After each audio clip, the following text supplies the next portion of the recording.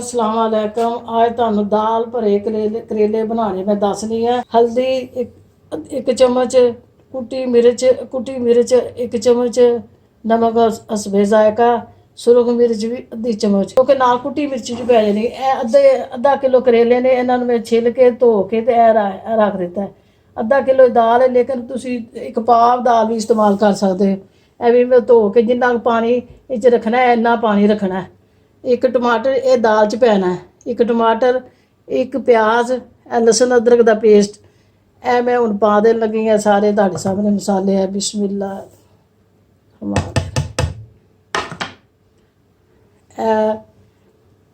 प्याज टमाटर थोड़ी देर बाद बनन, 10 मिनट बाद पाना है। लसन अदरक का पेस्ट ए हुण मैं उत्ते पकना रखन लगी जाके। बिस्मिल्लाह।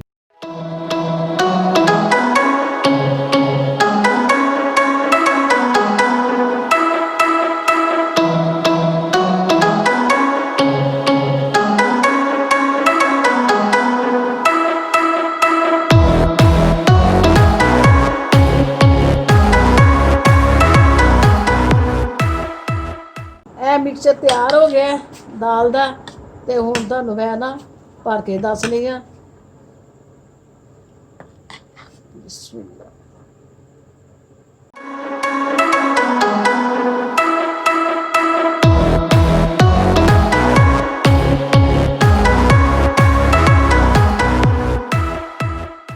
इस तरह इन्हों ना धागे नाल लपेटना है।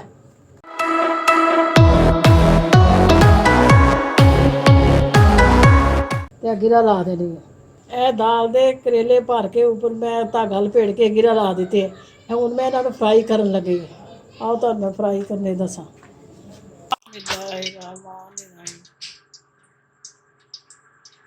चाहे घ्यो तुसीं पा लो, चाहे ऑयल पा लो, इसका कोई मसला नहीं है। मैं फ्राई करने तुहानूं ना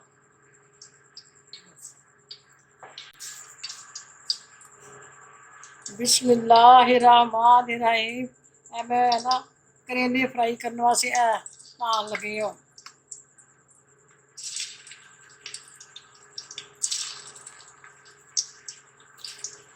यह ब्राउन होने तक इन्हों ना फ्राई करना है।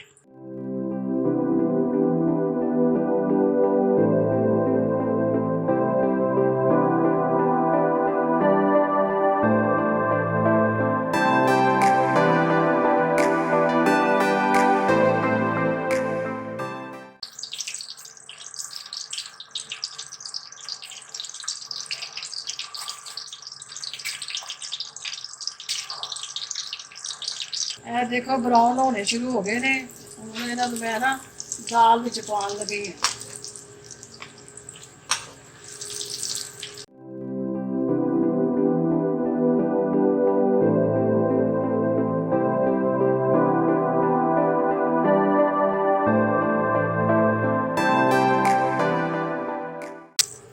मैं हुण प्याज फ्राई करके पाना है। बिस्मिल्लाहिर्रहमान।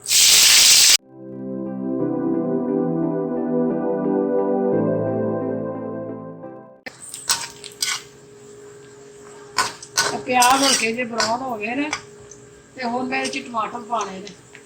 बिस्मिल्लाह।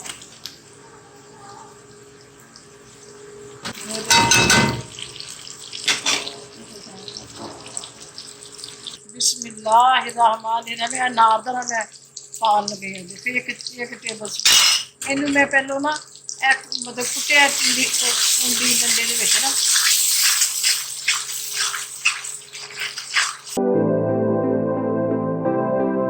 पहले घ्यो नहीं ना दाल च पाया है। हुण सारा वो घ्यो पै जाएगा। घ्यो ऑयल जो भी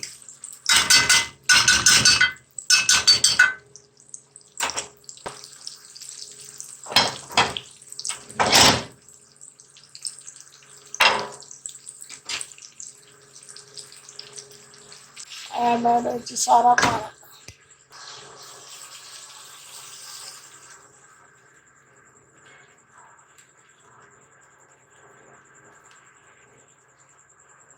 दस तो 15 मिनट तक मैं इनू दम देवांगी, तो उस तो बाद फिर तैयार हो।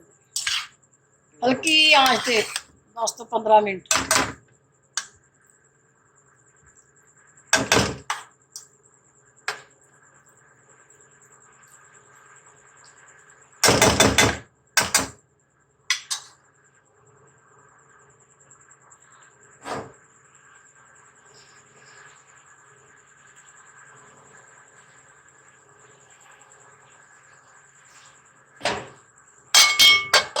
10 ਤੋਂ 15 ਮਿੰਟ ਤੱਕ में बिस्मिल्लाहिर्रहमानिर्रहीम। अब देखो बिल्कुल तैयार हो गए ने। ਹੁਣ थोड़ा ਜਿਹਾ ना मसाला उत्ते पाना है। ਹੁਣ ਇਹ गरम मसाला पाया, ਇਹ थोड़ा ही धनिया पाना सब्ज़।